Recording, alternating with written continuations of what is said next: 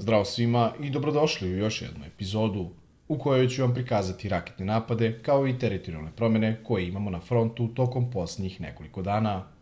Rusi nastavljaju sa raketnim napadima i u prethodnih 48 sati pogođen je Harkov, Potlava i Odesa.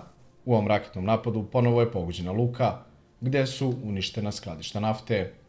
Snimci koje vidite su izašli tokom jutra 23. aprila. I kao što možete vidjeti, Rusi ne zaustavljaju svoje napade na infrastrukturu u Odesi, koju gađaju već nekoliko mjeseci. Sada ću nakratko preći i do grada Harkov, koji je ponovo bio gađan sa Fa-500 bombama i raketama. U napadima koji su bili 22. i 23. aprila pogođena je industrijska zona, aerodrom i uništen je radio-televizijski toranj, koji se nalazi upravo na ovoj lokaciji. A na ovom snimku možete vidjeti kako je ovaj toranj uništen sa X-59 raketom. Raketni napadi i bombardovanja sa Fa-500 bombama se ne zaustavljaju već nekoliko nedelja. Dakle, imamo značajan intenzitet bombardovanja ovog grada. Tokom posljednjih mjesec dana dosta se govori o mogućem novom ruskom napadu na grad Harkov. Ukrajinci užurbano grade nova utvrđenja kako bi zaustavili ovaj mogući novi ruski napad. A u posljednje vreme Rusi sve više gađaju ovaj grad sa kamikaza dronovima, raketama i Fa-500 bombama. Ali ovo su neke buduće operacije i veliko je pitanje da li će Rusi stvarno pokrenuti novi napad na Harkov. Toliko za sada za raketne napade, a sada da pogledamo i stanje na frontu. A krenut ću prvo od ukrajinskih kontranapada u oblasti Bahmuta, gdje nakon dužeg perioda imamo i teritorijalne promjene u korist oružanih snaga Ukrajine. A to se radi o obeleženom delu teritorije koji su oružane snage Ukrajine uspjele da vrate tokom posljednjih 48 sati borbi. I nakon dužeg perioda imamo i teritorijalne promjene u korist ukrajinske vojske na delu fronta kod grada Bahmuta. Vidjet ćemo u narednim danima da li će Ukrajinci uspjeti da iskoriste ovaj uspjeh i prošire svoju zonu kontrole između mesta Ivanjivske i Klišijevka. Očekujemo u narednim danima da će oni sigurno pokušati da vrate kontrolu nad ovom šumom, kako bi mogli da priđu Klišijevci što je više moguće, tačnije utvrđenju koje se nalazi iznad nje, a to se radi o ovom delu teritorije.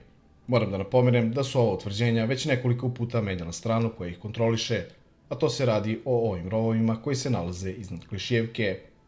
Ukoliko se ovaj lokalni kontranapad nastavi, kao što sam i rekao malo pre, očekujem da će oni pokušati da vrate ovaj deo teritorije, a ne da nastave svoje napade u pravcu mesta Ivanjivske, jer je koncentracija ruskih jedinica poprilično velika, jer su oni u napadu ka Časov Jaru, koji napadaju već nekoliko nedelja bez prestanka. Toliko za sada za ovaj deo teritorije, dakle ovo je jedina promjena koju imamo tokom posljednjih 48 sati. Borbe i dalje traju za istočni deo Časov Jara kao i ovu šumu, a sada prelazim na deo fronta kod Avdejevke. A krenut ću prvo od ruskih napada kod mesta Očertine, gdje imamo i teritorijalne promjene u korist ruske vojske, koja sada kontroliše oko 40% mesta Očertine. Iskreno nisam očekivao ovako brz razvoj situacije kod mesta Očertine. Za samo 2 nedelje Rusi su uspjeli da probiju ovaj deo fronta i da preuzmu kontrolu nad oko 40% ovog mesta. I oni se trenutno nalaze u centru mesta Očertine i svoje napade usmjeravaju dalje u cilju da preuzmu punu kontrolu nad ovim mestom. Očertine je strateški važno za ovaj deo teritorije, jer se nalazi na najvišoj tački.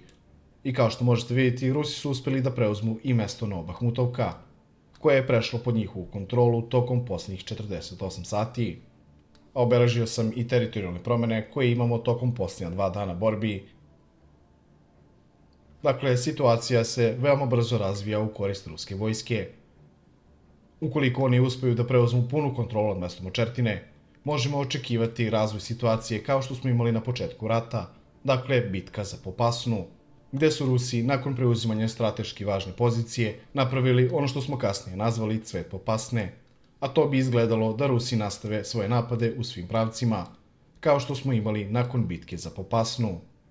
A ubrzo nakon toga Rusi su uspjeli da preuzmu veliku teritoriju pod njihovu kontrolu, gdje su uspjeli da preuzmu i gradove poput Severnodonjecka i Lisičanska, a možete vidjeti i da je Novobahmutovka prešla pod njihovu kontrolu. Situacija je veoma kritična za oružane snage Ukrajine koje se nalaze na ovom delu teritorije, jer Rusi ne zaustavljaju svoje napade i beleže sve većeg uspeha. I na ovom delu fronta imamo jednu izbočinu koja se zove Očertine, koji će Rusi sigurno iskoristiti kako bi širili svoju zonu kontrole, no Bahmutovka je već prešla pod njihovu kontrolu, a u narednim danima možemo očekivati završetak operacije za mesto Semjonovka i Berediči, kao i dalji napadi na Keramik i Novokalinove, kao i nastavak borbi za punu kontrolu mesta Očertine. Toliko za sada za borbe kod mesta Očertine. Ukoliko budem imao više informacija, naravno prvo ću vas obavestiti na Telegram kanalu. A sada prelazim na kratko i do Krasnogorovke. Još jedno mesto gde su Rusi u napadu već nekoliko nedelja. Rusi neprestano gađaju ovo mesto sa Fa-500, 1500 i artiljerijom. I time žele da primoraju Ukrajince da se povuku iz Krasnogorovke. U odnosu na prethodna 2 dana imamo i 2 manje teritorijalne promene u korist ruske vojske, koje se nalaze na bokovima.